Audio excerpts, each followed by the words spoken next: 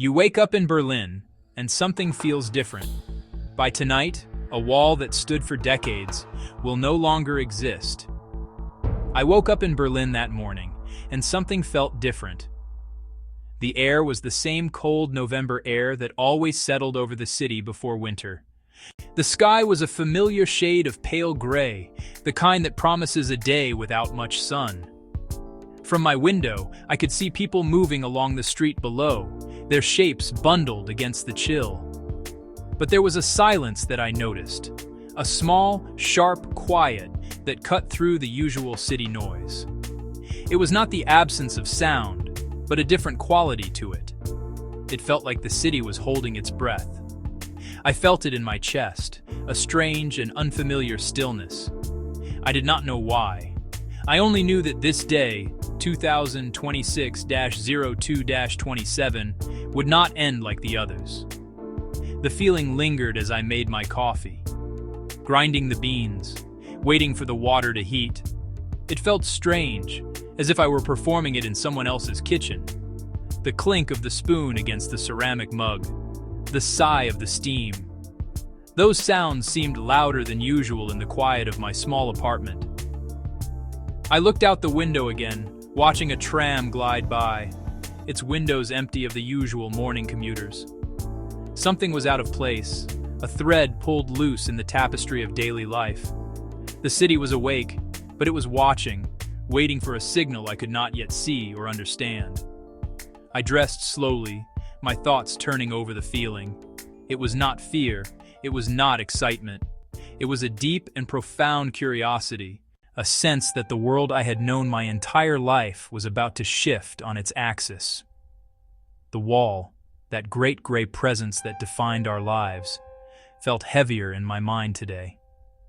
It was always there, a line drawn through our hearts as much as through our streets. But on this morning, it felt different. It felt like a question mark hanging over the city. I could not shake the feeling that the quiet I was sensing was the deep breath before a great and powerful shout. I finished my coffee and stood by the door, my hand on the cold metal knob. Outside, the world I knew was waiting, the streets, the shops, the faces of my neighbors. Yet the feeling inside me was undeniable. It was a premonition, a subtle vibration in the very ground beneath my feet.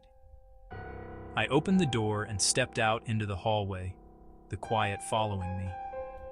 The day was just beginning, but I felt as though I was already walking into a story that had been waiting a long time to be told. The city was waiting, and so was I. Walking outside, the city looked exactly as it always did. The familiar scent of coal smoke hung faintly in the air. The doors of the small bakery on the corner were open. Trams rumbled past on their steel tracks, their bells ringing out in a rhythm I had known since childhood. But I noticed a tension in the faces of the people I passed. People kept their heads down, their eyes fixed on the pavement in front of them. They moved with a purpose that felt both hurried and hesitant, a contradiction that mirrored the unsettling quiet in the air. Soldiers stood at their usual posts on street corners, their green uniforms a stark contrast to the gray buildings. A checkpoint sat at the end of the road like a heavy locked door, a permanent fixture in the landscape of our lives. You learn to live with these things. You learn the lines you cannot cross and the words you cannot say. You remember the small, subtle ways people have learned to hide what they truly feel, the slight downturn of a mouth or the quick glance away. Life here had a certain order, a set of unspoken rules that governed every interaction, every journey, every dream. It was a life lived within carefully drawn boundaries. I walked past a group of children playing in a small courtyard. Their laughter was a bright, sharp sound in the otherwise subdued atmosphere. They seemed untouched by the feeling that hung over the rest of us, their world still simple and defined by the games they played. An old woman watched them from her window, her face a mask of weary resignation. This was our life, a series of moments played out against a backdrop of division. We had grown accustomed to the quiet streets, the subtle limits, and the constant presence of those who watched us. It was a calm, controlled existence, but it was the only one we knew. I stopped at a small kiosk to buy a newspaper, the way I did every morning. The man inside nodded to me, his face grim. He did not speak, just folded the paper and slid it across the counter. I tucked it under my arm and continued on my way. The simple transaction felt heavy with unspoken meaning. We were all actors in a play, speaking our lines and moving through our scenes, all while the immense, silent stage of the wall dominated the background. We all knew our parts, but today it felt as if someone had changed the script without telling us. Then I heard it. A word. It was spoken by a neighbor to another in a low, urgent voice as they passed me on the sidewalk. I only caught the fragment, but it was enough. The word traveled like a small flame, passed from one person to another in hushed tones. A salesman at a street corner, usually loud, whispered to a friend, his eyes wide with disbelief and excitement. Is it true? A rumor. Delicate, easily crushed. But on this day it had a life of its own. It moved with impossible speed, a current beneath the city's surface. Radios, somber classical music. Radios, state-approved news. Then they began to change. A small electronics shop, a crowd around a transistor radio, a voice listing new regulations, travel, borders. The words were bureaucratic, confusing, but the meaning began to dawn on faces. Voices on the street rose and fell in anxious conversation. People stopped what they were doing. They turned to strangers and asked questions. Eyes met, searching for confirmation, searching for a shared understanding. The low tension that had simmered began to build. It was no longer a vague feeling. It had a name, a possibility. The rumor hung like a new light over the city. Shoulders hunched in weary acceptance began to straighten. There was no celebration yet, just a quiet, internal shift. A seed of hope, planted by a whisper, began to take root. We were a city of listeners, straining to hear the same thing. I saw a young woman stop her bicycle in the middle of the street. A man held a portable radio to his ear. Her face, uncertainty, dawning wonder. He nodded slowly. She put a hand to her mouth. Her eyes welled with tears. In these small human moments, the true scale of the news became clear. This was not just a political announcement. It was a deeply personal earthquake, shaking the foundations of every life it touched. The whisper was becoming a roar, not of sound, but of shared emotion. It's happening. I continued my walk to work, but my pace had slowed. The newspaper under my arm felt heavier now.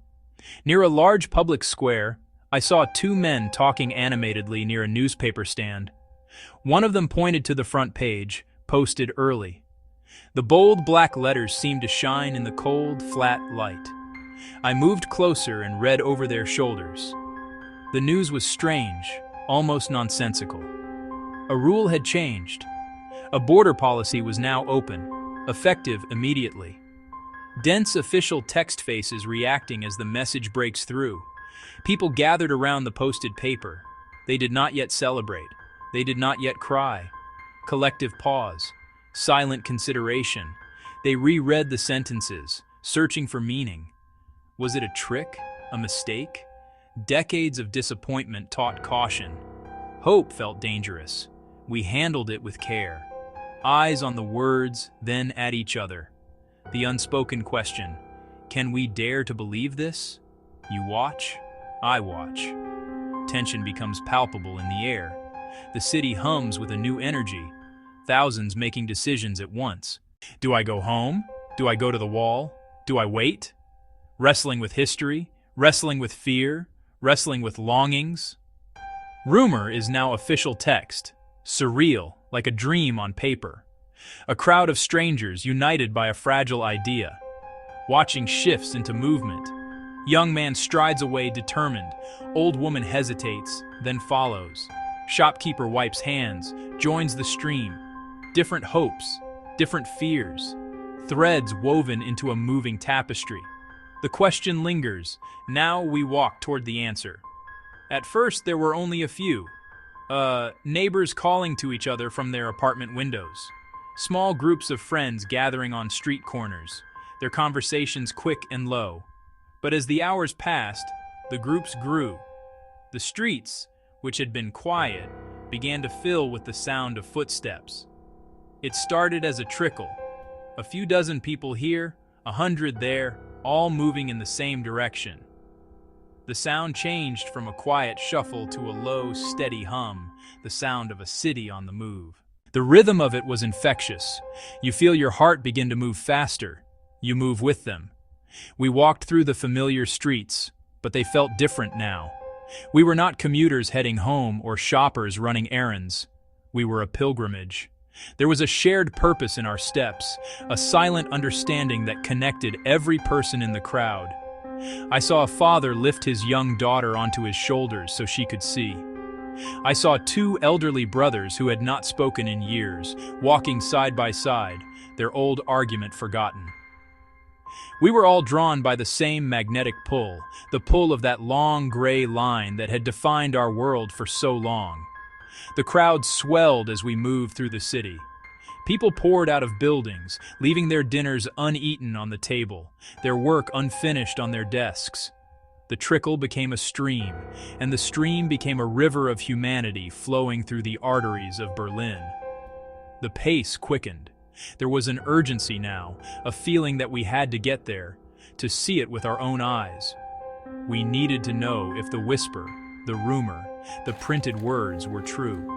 The sound of our footsteps was no longer a hum. It was a soft, rhythmic drumming, the heartbeat of a city coming alive. As we grew closer, the air grew thick with anticipation. The streets were packed now, shoulder to shoulder, a slow-moving mass of hope. We were strangers, yet we were not. We were Berliners, we were Germans, we were mothers, sons, teachers, factory workers, and we were all walking toward the wall. The collective energy was immense, a powerful force that carried you along even if you wanted to stand still.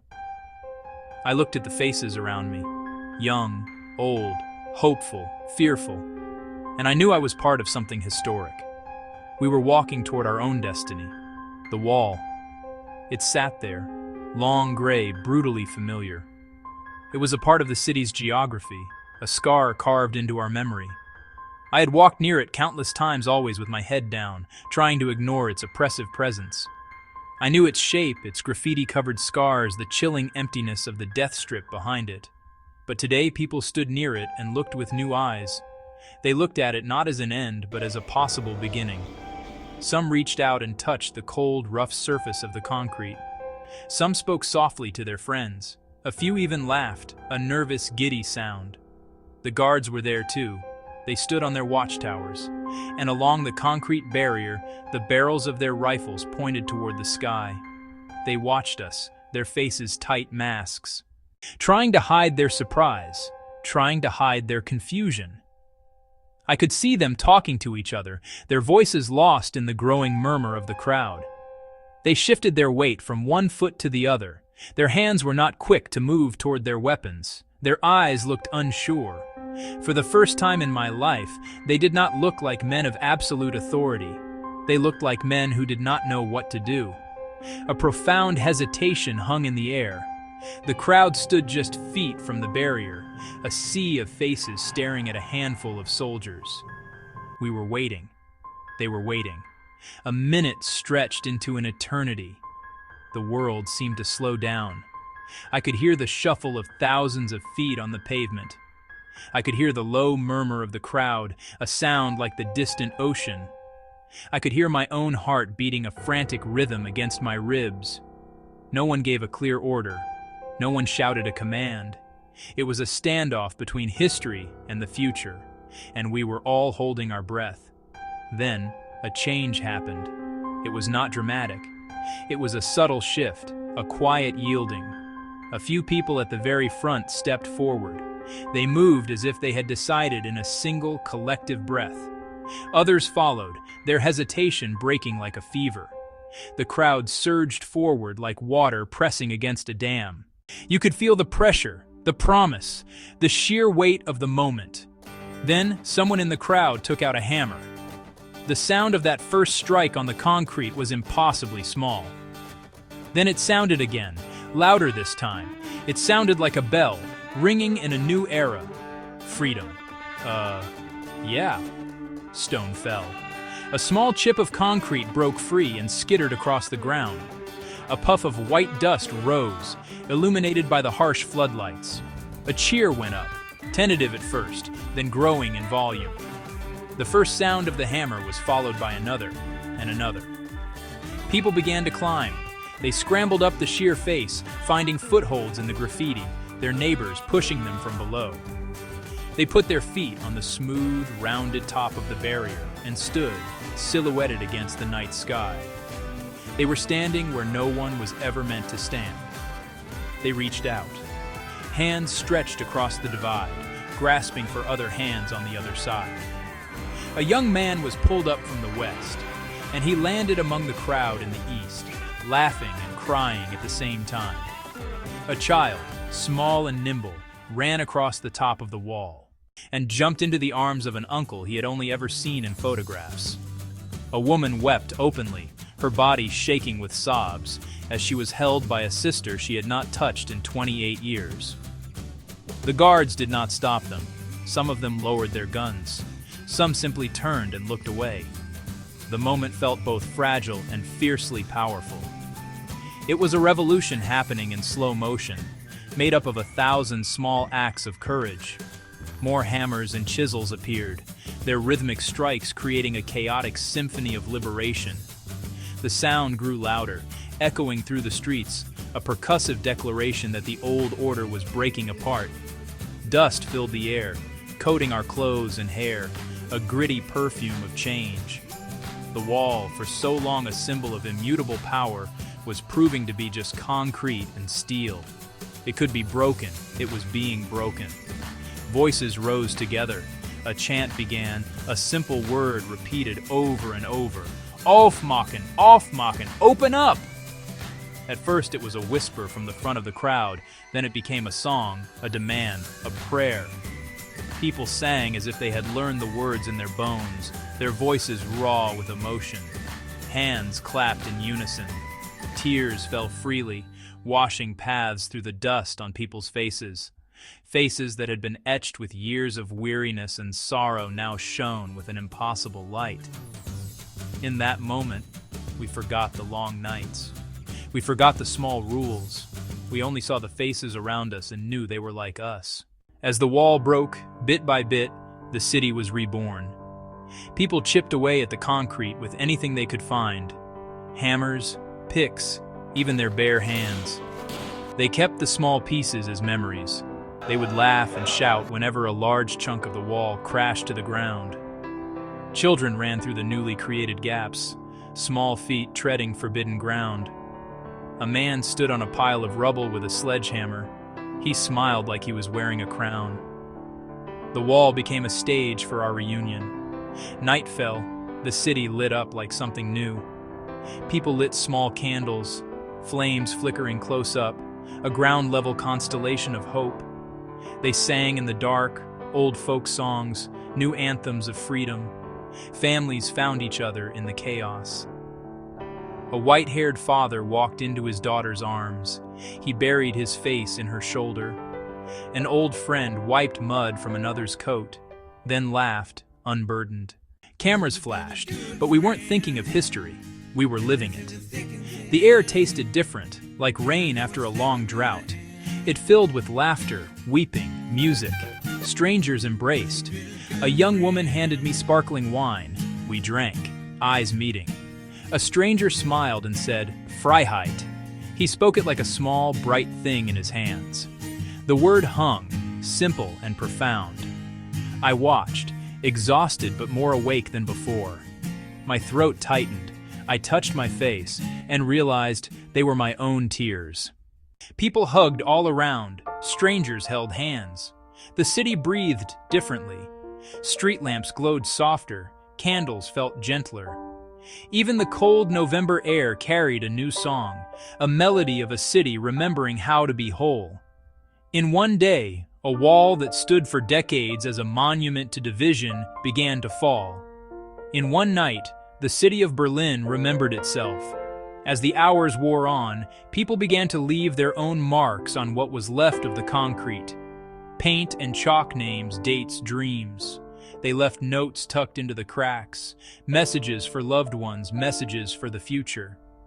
The wall, once a blank canvas of oppression, became a sprawling, chaotic map of memory and hope. Every mark was a story. Every chip in the concrete was a testament. I finally turned to walk home, my body aching with fatigue but my spirit soaring. I watched the people still at the wall, their silhouettes working under the floodlights. I could still hear the distant, rhythmic sound of hammers and the echoes of laughter. Before I left the sea of rubble, I bent down and picked up a small piece of stone. It was gray and sharp-edged, heavy in my palm. I closed my hand around it and put it in my pocket. It felt like a promise, a solid piece of a changed world that I could carry with me. When I reached my apartment, the familiar room felt different. I took the stone from my pocket and placed it on my windowsill. I looked at it, and I could not stop thinking of the faces I had seen. The face of the child who jumped into his uncle's arms. The face of the old man who cried without making a sound. The face of the young soldier who stood by and simply let the people pass. This small gray stone held all of those moments. It held the sound, the dust, and the undeniable light of human connection.